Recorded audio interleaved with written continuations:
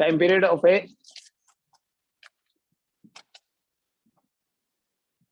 simple pendulum t is equal to 2 pi square root of L by G. एक और pendulum होता है बेटा, there is one more pendulum, it is called as conical pendulum. उसकी भी discussion करते हैं. Conical pendulum. Basically conical pendulum जो है वो ऑसिलेटरी मोशन का चैप्टर टॉपिक नहीं है. Conical pendulum does not undergo simple harmonic motion, it undergoes a uniform circular motion. ठीक है, तो डोंट थिंक कि यहाँ हम ये वाला पेंडुलम पढ़ रहे हैं तो जैसा इसका बिहेवियर है वैसा इसका. Conical pendulum does not undergo oscillatory motion. कोई भी, तो एसएचएम तो है ही नहीं. It does not undergo SHM but it undergoes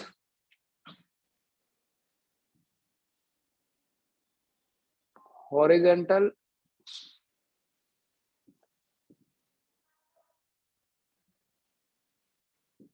circular motion.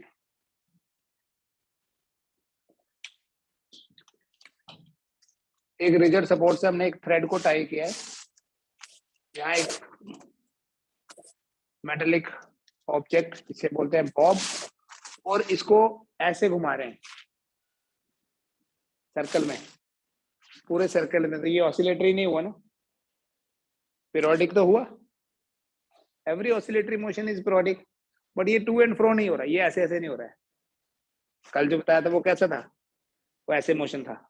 अब ये कैसे हो रहा है, पूरा घूम रहा है. यहाँ रखा जैसे, तो ये ऐसे घूमेगा, इसलिए इसको कॉनिकल पेंडुलम बोलते हैं, क्योंकि ये यहाँ से घूमता हुआ इधर, फिर यहाँ ये ऐसे है, ये कोन जैसा बनाता है.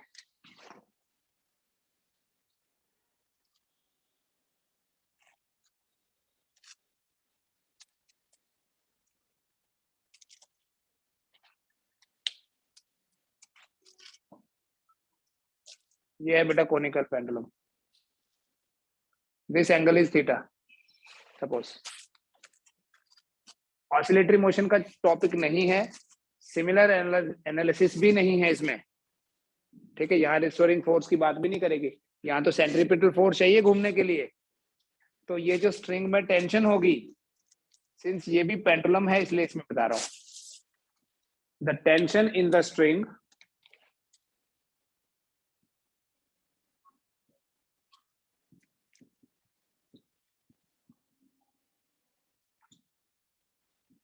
can be resolved into two components, and these components are t cos theta. मैं बताऊंगा, पहले लिख लेता हूं, t sin theta and t cos theta. देखो बेटा, अगर ये एंगल थीटा है, ये भी थीटा है, ये कोन इमेजिन कर सकते हो ना, ऐसे बना होगा, तभी बोलते हैं कॉनिकल पेंडुलम. कोन का ये वर्टेक्स हो गया और ये पूरा सर्कल हो गया उसका, कोन की तरह ही. ये एंगल थीटा है तो ये भी थीटा होगा. ऑब्वियसली ये आपके पास आया टी कॉस थीटा और इधर आ गया टी साइन थीटा. मान लीजिए ये सर्कल का रेडियस है और ये है पेंडुलम की लेंथ.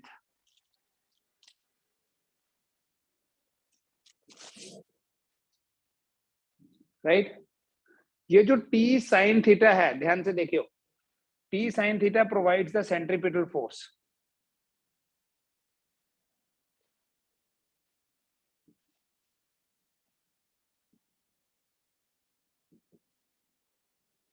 टी साइन थीटा क्या करता है, सेंट्रीपिटल फोर्स प्रोवाइड करता है.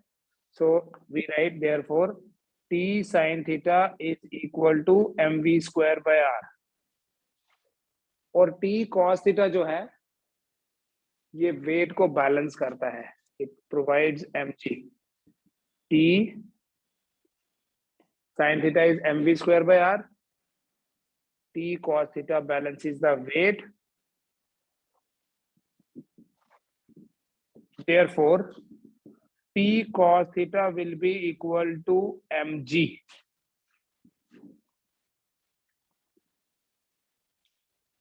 अगर आप डिवाइड करें, डिवाइड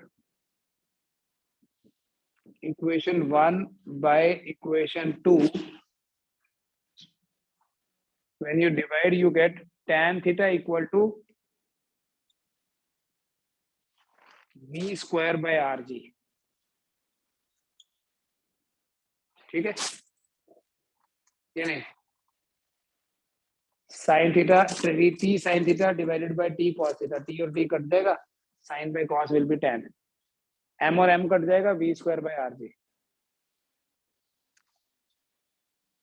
सो बेटा v स्क्वायर या v कितना हो जाएगा यहाँ से, square root of rg tan theta. अब जो एंगुलर वेलोसिटी है omega, that is equal to v by r. याद है फॉर्मूला सर्कुलर मोशन का, v equals to r omega, omega हो गया v बाय r. तो क्या हम ये बोल सकते हैं that omega is equal to, v की जगह लिखा ये square root of rg tan theta divided by r, और ये रूट r बाय r है, या ऐसे देखो नीचे r की पावर 1 है, ऊपर 1/2 है, तो 1 माइनस 1/2 1/2 हुआ, तो ओमेगा आपके पास बनेगा क्या, ऐसे लिखो स्क्वायर रूट ऑफ, ये r और ये वाला r मर्ज हो जाएगा, ऐसे आएगा g tan theta upon r. ठीक है बेटा. अब यहां मैंने देखो टेंशन को t से रिप्रेजेंट कर लिया है, तो स्मॉल t से रिप्रेजेंट करूंगा time period. We know time period t is equal to 2 pi by omega. बता सकते हो कहां से आ रहा है फॉर्मूला, ओमेगा होता है ना 2 पाई बाय t, तो t क्या हो गया 2 पाई बाय ओमेगा. तो जब आप इस t को यहां लिखो 2 पाई डिवाइडेड बाय ओमेगा करना, तो डिनोमिनेटर में ये आएगा, तो ऐसा नहीं बन जाएगा, देखना r divided by g tan theta बनेगा. श्योर होगा. यहां इसके ऊपर कॉन्सेंट्रेट करो बेटा, ये है सेंटर ऑफ द सर्कल, ये हो गया बेस, ये हो गया परपेंडिकुलर, और ये हो गया हाइपोटेन्यूज. क्या हम यहां बोल सकते हैं कि r बाय एल जो है,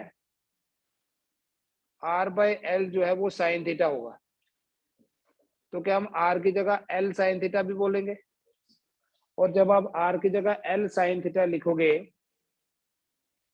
तो क्या ये 2 pi into root of l sine theta divided by g sine by cos लिख दूं tan की जगह, sine theta by cos theta, तो कॉस थीटा ऊपर चला गया. तो एक कोनिकल पेंडुलम का टाइम पीरियड यहां से लिख लेता हूं, last line 2 pi square root of l cos theta divided by g. Note कर लीजिए. एक सिंपल पेंडुलम, कहीं आपको ये भी दिख सकता है, एक सिंपल पेंडुलम का टाइम पीरियड होता है 2 pi root l by g, और एक कोनिकल पेंडुलम का टाइम पीरियड होता है 2 pi root l cos theta by g. ठीक है, पता चला ना कॉस थीटा कैसे आया, ये r बाय g था, तो r की जगह तो लिख लिया l कॉस थीटा, ये है l साइन थीटा, और tan की जगह लिखा साइन बाय कॉस, ये cancel.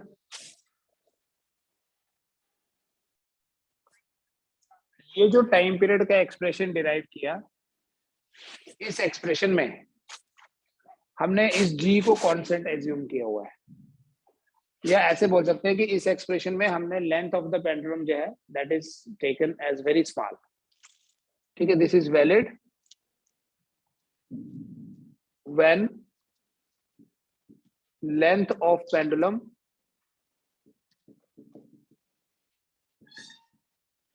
is very small. If the length of pendulum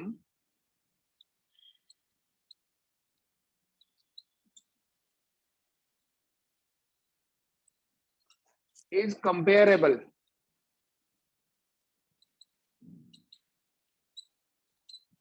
to the radius of अर्थ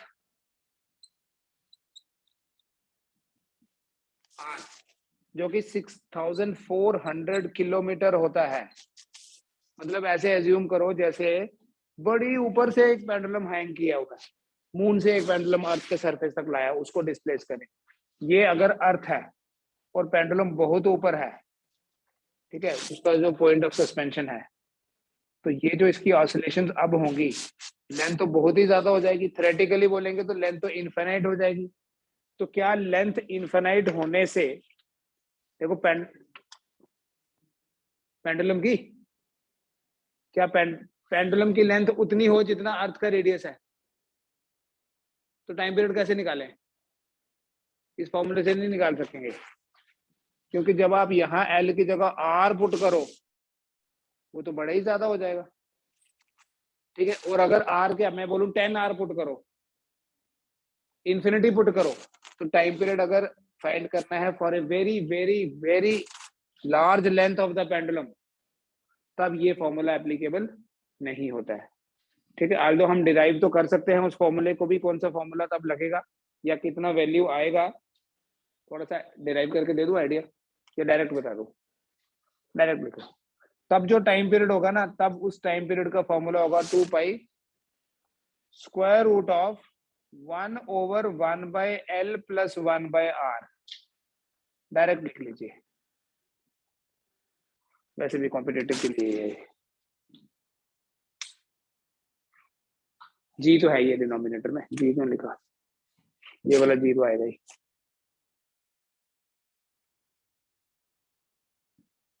अगर पेंडुलम की लेंथ अर्थ के रेडियस के कंपेरेबल है तो ये आ जाएगा। देखो अगर L बहुत छोटा है एज कंपेयर टू R, जैसे कि हम कल ले भी रहे थे, कल हमने जो पेंडुलम की लेंथ ली उसको कोई रेडियस के साथ थोड़ी कंपेयर कर सकते हैं क्योंकि वो तो बहुत छोटी है। अगर 1 L R से बहुत छोटा होगा, देन जो 1 बाय L होगा, बोलो वो 1 बाय R से बहुत छोटा होगा या बहुत बड़ा होगा? सोचो। अगर मैं बोलूं 2 जो है 1000 से बहुत छोटा है, तो 1/2 1/1000 से बहुत बड़ा होगा। समझ में आया कैसे? 1/2 तो होता है 0.5 और 1/1000 कितना होता है 0.001, है ना। जब आप किसी भी नंबर को रिवर्स करते हो ना, तो इनइक्वालिटी जो होती है वो भी रिवर्स हो जाती है। तो तब क्या बोलेंगे? 1/L जो है वो बहुत बड़ा है एज कंपेयर टू 1/R। जब 1/L 1/R से बहुत बड़ा होगा, तब 1/L plus 1/R will be equal to या approximately equal to 1/L only. अगर 1/L 1/R से बहुत बड़ा है तो 1/L plus 1/R will be equal to 1/L only. In that case T जो है that will become 2 pi square root of 1 over G into 1/L only. और ये वही है जो कल भी करा था, this L will go up 2 pi L by G। लेकिन दूसरा केस देखो, अब अगर L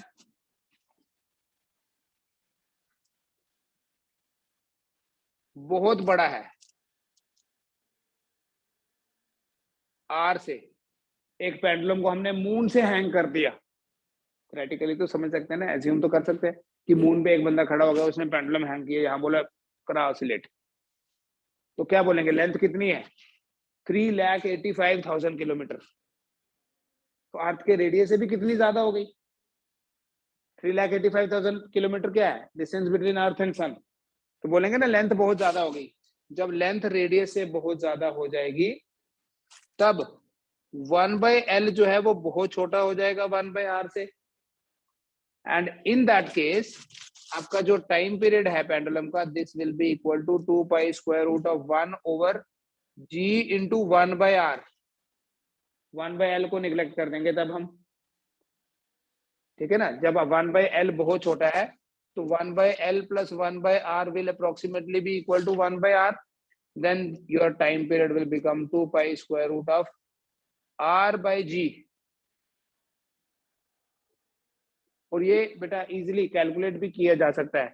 This will be equal to 2 pi square root of R. What is radius of Earth? 6400 kilometre है ना. Can we write 6.4 into 10 raised per 6 metre? अर्थ का radius कितना है?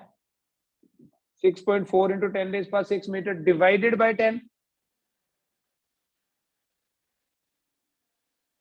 बेटा अगर आप ध्यान से देखोगे ना, ये बिना कैलकुलेटर के होने वाली कैलकुलेशन है.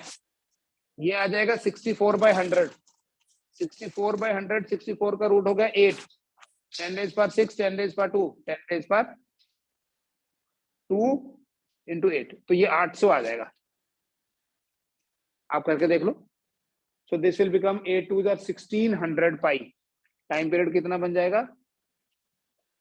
8 दूना 1600 हो गया ना. T will be equal to 1600 pi.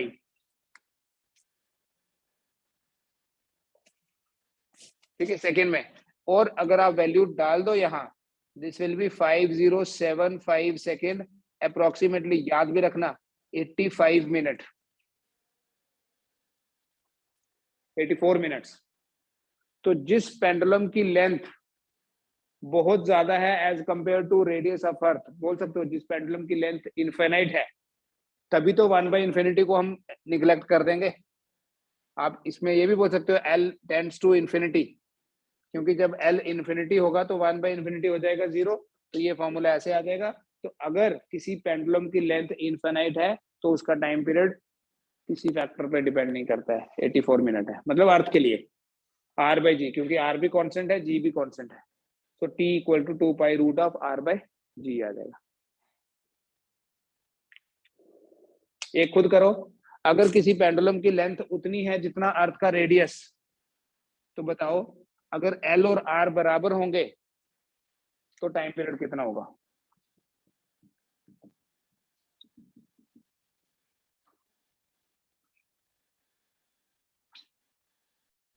क्या मतलब है? कितना है?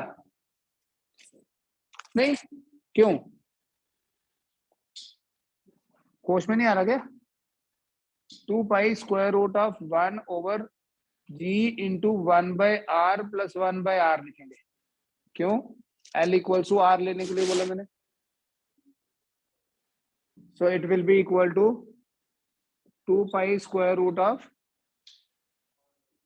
R by 2G.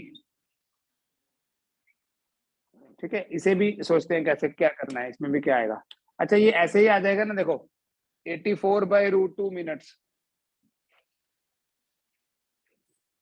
नहीं, √2 ही तो एक्स है, बाकी सारा तो वही था 2 pi root R by G. तो 84 को किससे डिवाइड करो?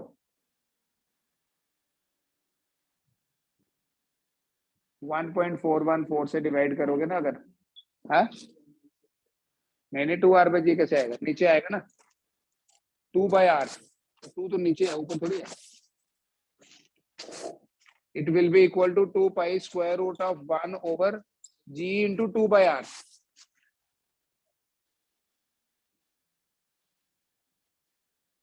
तो 84 डिवाइडेड बाय 1.41 करोगे ना, this will be approximately 60 minute.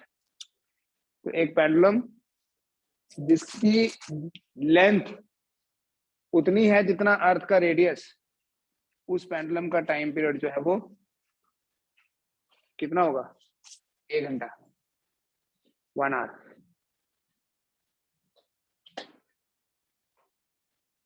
The time period of a simple pendulum having length equal to the radius of earth. ये डायरेक्ट याद रखने वाले हैं बेटा टॉपिक. एवरी टाइम आपको ये डेरिवेशंस नहीं करनी, एक्सप्रेशंस डिराइव नहीं करने हैं. अगर किसी पेंडुलम की लेंथ इनफिनाइट है तो उसका टाइम पीरियड 84 मिनट्स है. और अगर किसी पेंडुलम की लेंथ उतनी है जितना अर्थ का रेडियस, तो उसके time period will be 1 hour. Time period 1 hour होने का मतलब क्या है? ये 84 होने का मतलब क्या है कि पेंडुलम यहां से गया 22 मिनट में यहां, फिर अगले 22 मिनट में यहां, हो गए 44 मिनट्स. ये हो गए 66, 44 नहीं 42. 21 मिनट में यहाँ 21 यहाँ हो गए 42 फिर 21 63 फिर 21 84 टाइम पीरियड 84 होने का ये मतलब है। और टाइम पीरियड 1 आवर होने का मतलब क्या है कि मीन पोजीशन से एक्सट्रीम पोजीशन में जाने में 15 मिनट लगेंगे, फिर 30 फिर 15 45 फिर 30। ठीक है, ये है टाइम पीरियड। हमने पढ़ा ना T/4 T/2 3T/4 and all. तो ये कुछ डायरेक्ट कंक्लूजन आ गए। उसके बाद देखते हैं बेटा कि टाइम पीरियड का टेम्परेचर के साथ क्या रिलेशन है, किसी पेंडुलम का टाइम पीरियड कैसे अफेक्ट होता है with temperature. Variation of time period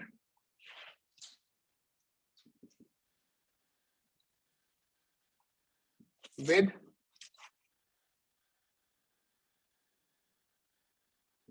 temperature.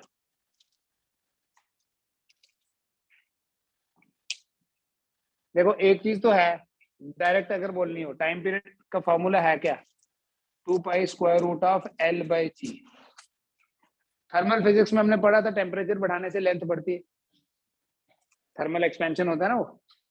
With increase in temperature, with increase in temperature the length increases,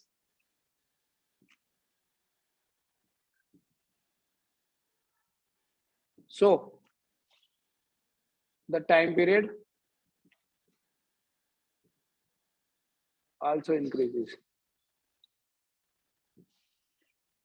length बढ़ने के साथ साथ टाइम पीरियड बढ़ता है।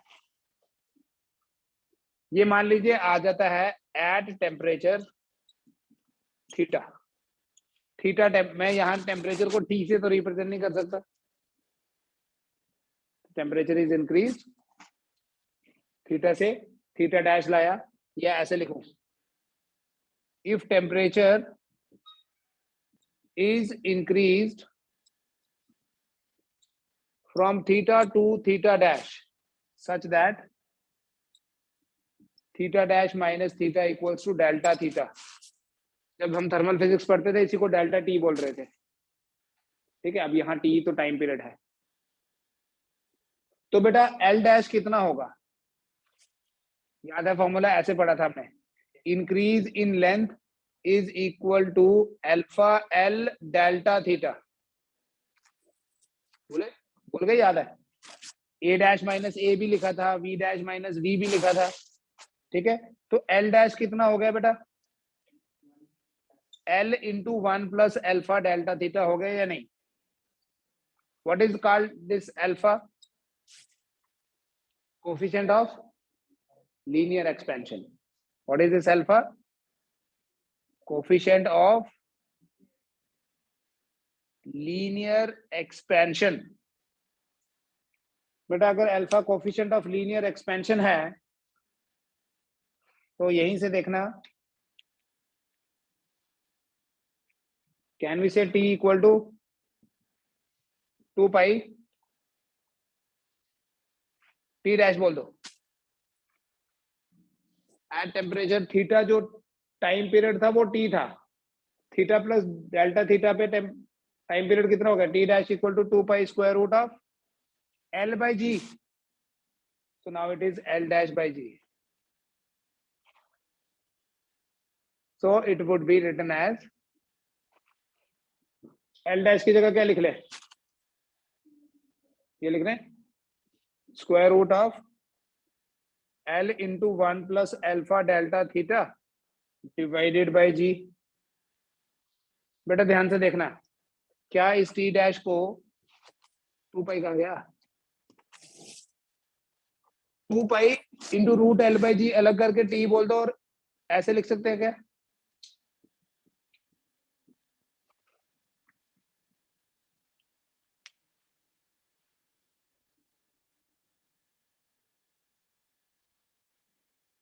ठीक है, ये 2π है,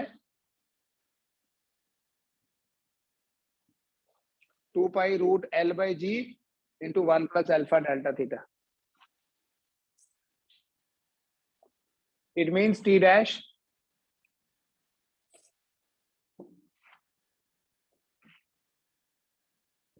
t dash is equal to t into 1 plus alpha delta theta power 1 by 2. And you know alpha is very small term, decimals में होता है. जब x बहुत छोटा होता है तो 1 प्लस एक्स रेज पर n को क्या लिखते हैं बाइनोमियल थ्योरम में? 1 प्लस एन एक्स. तो t डैश कितना हो गया? t into 1 plus 1 by 2 alpha delta theta.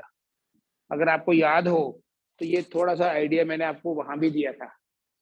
Pendulum का टाइम पीरियड जो है वहां मैंने बोला था एक मटेरियल होता है इनवर.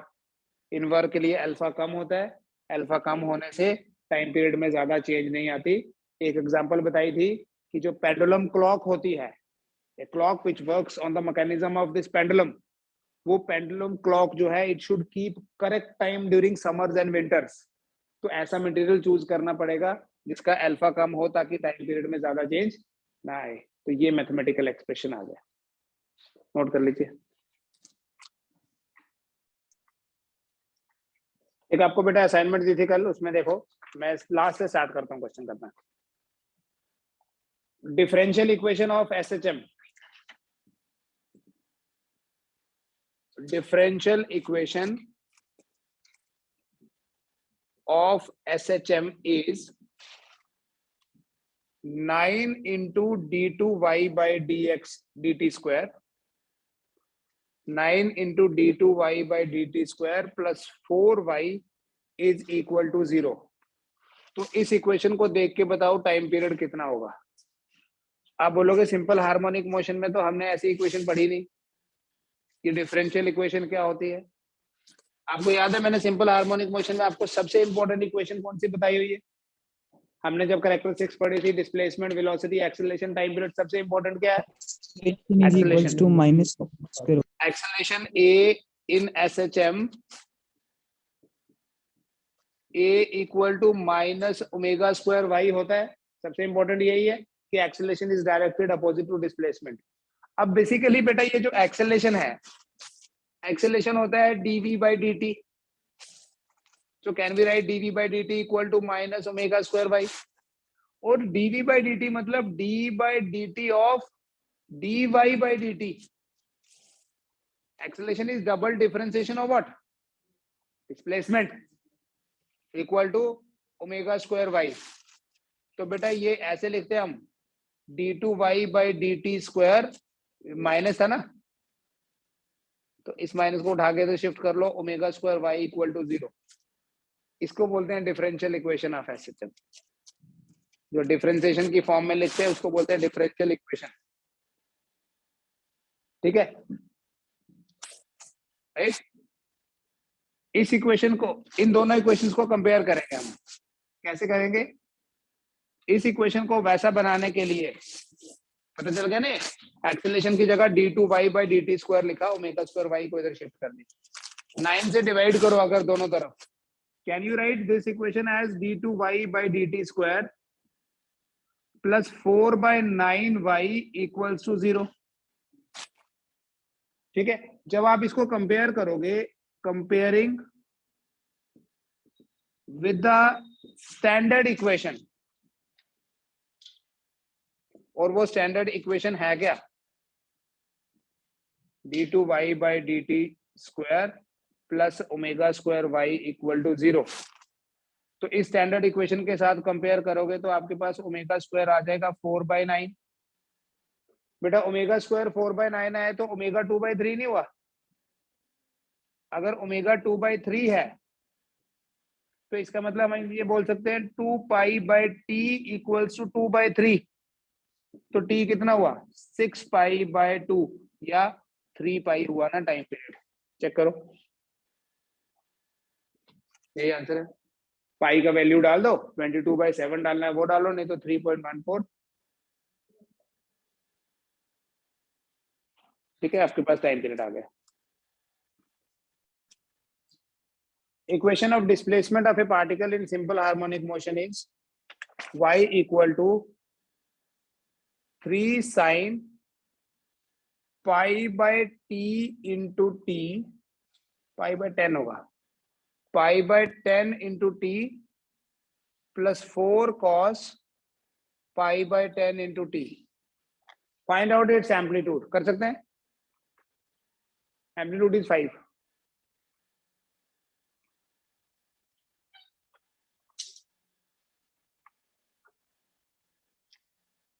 बेटा देखो, इस इक्वेशन को आप ऐसे भी लिख सकते हो, 5 से मल्टीप्लाई करो, 5 से डिवाइड कर दो, ये बन जाएगा 3/5। थोड़ा मैथमेटिक्स सीखो। पाई by 10 into T 4/5 cos of pi by 10 into T. ठीक है, क्या किया? 5 से मल्टीप्लाई किया, 5 से डिवाइड भी करके कैंसिल हो जाएगा वापस।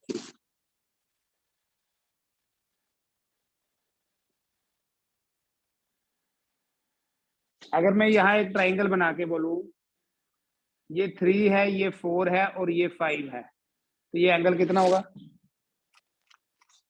53। तो कॉस 53 कितना होता है? 3/5। साइन 53 कितना होता है? तो क्या हम ये बोल सकते हैं that y equal to 5 into 3/5 की जगह क्या? cos 53 then sine of pi by 10 into T plus sine 53 cos of pi by 10 into T. तो y को ऐसे लिखो बेटा, sine of pi by 10 into T plus 53।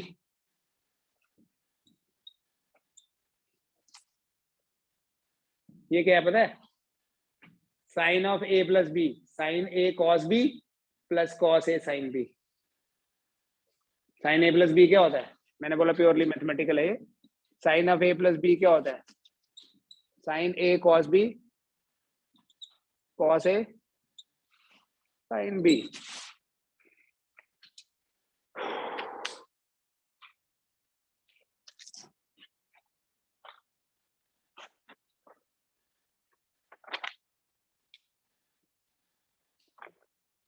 तो जब आपके पास ऐसे, मैंने आपको डायरेक्ट भी बताया था क्या करना, इन दोनों का स्क्वायरिंग करके ऐड करना और फिर रूट फाइंड करना। एम्पलीट्यूड आ जाएगा आपके पास 3 square plus 5 square 4 square. 3 square कितना हो गया? 9 16 25। 25 का रूट हो गया 5। तो यू कैन से डायरेक्टली फ्रॉम हेयर, या तो उसको स्टैंडर्ड फॉर्मेट में बनाओ, वहीं से भी देख सकते हैं। ठीक है, जो आईआईटी के लिए तैयारी कर रहा होगा उसको ये भी आना चाहिए ये कैसे कन्वर्ट करना है। ठीक है, इतना मैथमेटिक्स नीड में तो नहीं चाहिए। It's amplitude, it's distance covered in one cycle, मतलब वेवलेंथ निकालनी है। अब तो सारे निकाल सकते हो, y निकाल सकते हो, ये y आ गया, y equal to a sine omega t plus 5 की जगह 53 आ गया। इनिशियल पोजीशन t का वैल्यू 0 पुट करो, साइन 53 कितना होता है? t का वैल्यू 0 पुट करोगे तो ये खाली साइन 53 बनेगा। साइन 53 होता है 4/5। तो जब आप यहाँ 4/5 लिखोगे, 5 कट जाएगा, इनिशियल पोजीशन आ जाएगी 4 metre. Minimum time to reach the extreme position, मतलब t/4 पता करना है आपको। जब आपने टाइम पीरियड निकाल दिया तो कितनी देर बाद मैक्सिमम पोजीशन आती है? t/4 के बाद।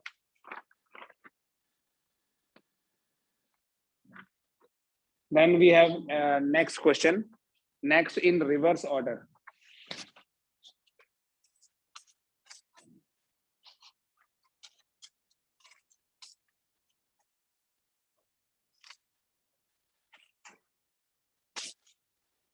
A particle is doing SHM along a straight line. जब उसकी डिस्प्लेसमेंट x1 है मीन पोजीशन से, x1 डिस्प्लेसमेंट है, वेलोसिटी है v1, x2 डिस्प्लेसमेंट है, वेलोसिटी है v2। तो इसने पूछा है कि बताओ एम्पलीट्यूड कितना होगा और टाइम पीरियड कितना होगा और मैक्सिमम वेलोसिटी कितनी होगी? v मैक्स या ओमेगा a, क्योंकि v max omega into a ही होता है। v1 कितना हुआ बेटा? देखो, we know b equals to omega into square root of a square minus y square। याद है? कैलकुलेटर से क्या करते हो? sin 53 cos 53। V1 is equal to omega into square root of a square minus x1 square. अंधेरे में क्यों जी रहे हो, रोशनी में आओ तुम. a square minus x2 square, यही दो इक्वेशंस हैं. क्या फाइंड करना है? अगर आपको एम्पलीट्यूड फाइंड करना है ना, इन दोनों इक्वेशन को स्क्वायरिंग करके डिवाइड कर दो, या पहले डिवाइड ही कर लो. You can say 1/v2 equals to omega omega cancel, क्या रहेगा? Root of a square minus x1 square over a square minus x2 square. Square both sides. जब आप दोनों साइड्स की स्क्वायरिंग करोगे तो ये बन जाएगा बेटा v1 square over v2 square equal to a square minus x1 square a square minus x2 square. Cross multiply करो. a square v1 square minus x2 square v1 square equal to a square v2 square minus x2 square, नहीं x1 square v2 square. ठीक है, इसे इधर ले आओ क्योंकि a निकालना है ना. तो a स्क्वायर कॉमन लेके ये लिखोगे v1 square minus v2 square equal to, ये उधर जाके पॉजिटिव हो जाएगा, v1 square x2 square minus v2 square x1 square. तो a स्क्वायर कितना हो गया? नीचे आएगा. ठीक है, तो a आ जाएगा, उसका रूट कर लो. ओमेगा कैसे फाइंड करोगे? सुनना, ओमेगा फाइंड करने के लिए अगर डिवाइड करोगे तो ओमेगा नहीं मिलेगा. डिवाइड करने से तो ओमेगा कैंसिल हो जाता है. आप इनको पहले स्क्वायरिंग कर लो. स्क्वायरिंग करोगे तो v1 स्क्वायर क्या बनेगा? ओमेगा स्क्वायर इंटू ए स्क्वायर माइनस x1 स्क्वायर, और v2 स्क्वायर क्या बनेगा? ओमेगा स्क्वायर इंटू ए स्क्वायर माइनस. ठीक है, उसके बाद क्या करना, इन दोनों इक्वेशंस को ऐड कर देना, v1 square plus v2 square. तो सॉल्व करना किसके लिए? ओमेगा के लिए. जब आप ओमेगा के लिए सॉल्व करोगे तो टाइम पीरियड कैसे निकलेगा? टाइम पीरियड होता है 2 पाई बाय ओमेगा. यस. उसके बाद जब आपको v मैक्स निकालना है ना, तो v मैक्स कुछ नहीं है बेटा, जो ओमेगा निकाला होगा उसको a से मल्टीप्लाई करना है. लेंथी क्वेश्चन है, बट इसमें पूरा सिंपल हार्मोनिक मोशन आप रिवाइज कर सकते हैं. ठीक है, ये खुद करो.